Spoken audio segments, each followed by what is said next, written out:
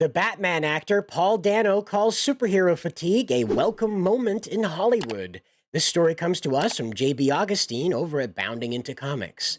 Superhero fatigue is real. The media analysts can't stop talking about it. After all the Marvel and DC flops of 2023, moviegoers are starting to question the future of the entire genre. And you know what? Maybe they're right to do so. Maybe they're right to do so. In a world where superhero universes collide, where timelines shift like Gotham Shadows, one studio is accused of playing a game of cinematic chess with its audience. Yeah, I had the special trailer voice, yeah. Ladies and gentlemen, welcome back to another episode of DC Drama Behind the Capes and Cowls. Not really. We really should just title a show that though, because every day there's some new thing, like some new gaping hole opening up in this DCU plan that James Gunn just cannot give up. Today, we're diving into the latest whirlwind of the Warner Brothers chaos machine. So you've seen the advertisements for Joker Part 2, right? Well, that's pretty much all DC has to offer this year. And don't get too excited for 2025 because the bat signal seems to be flickering in the wind. According to Deadline, Matt Reeves' much anticipated sequel to The Batman has been pushed back again. Yeah, again.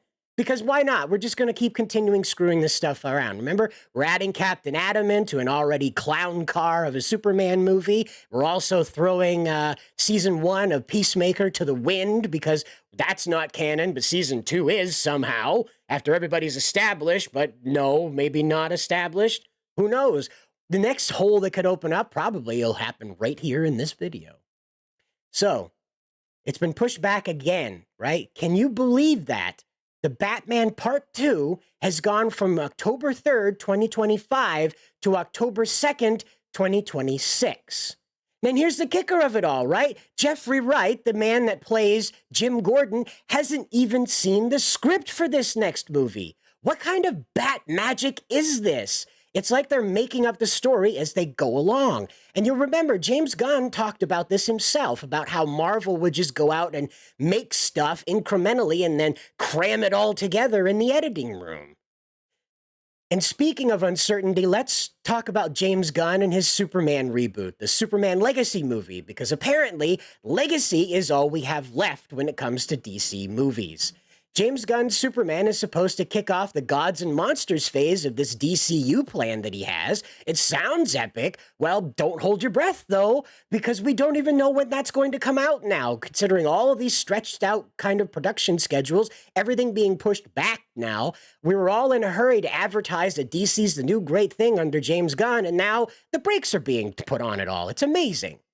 But let's not forget about Colin Farrell's Penguin movie, though. Aren't we all excited about that? We're going to get a villain-centric film because apparently Batman's rogues gallery is more important than the Bat himself.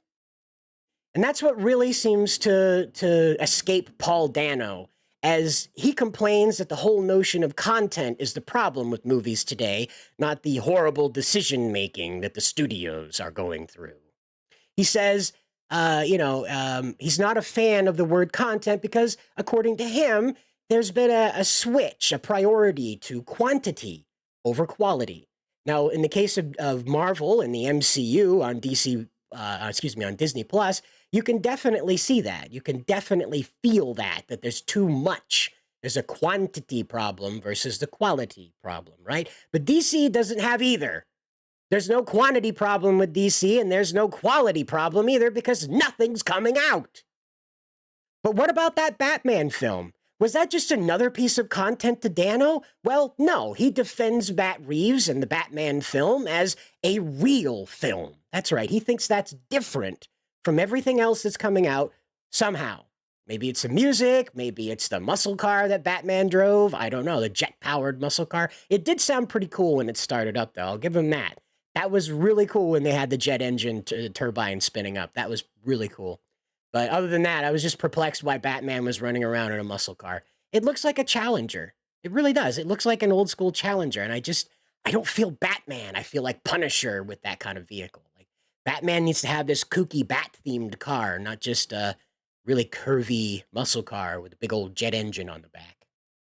But, so there you have it, though. The future of comic book movies hang in the balance. Will they rise from the ashes like a phoenix? Ah, you get that, right? Funny. Phoenix, yeah, whatever.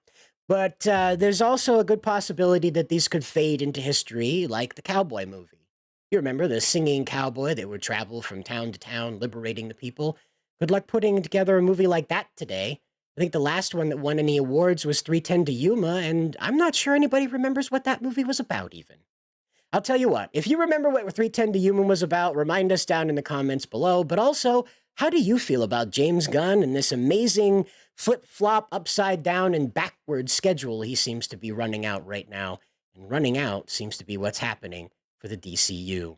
We'll see you in the next video. And don't forget, hit like and subscribe as we'll continue to follow this amazing tailspin.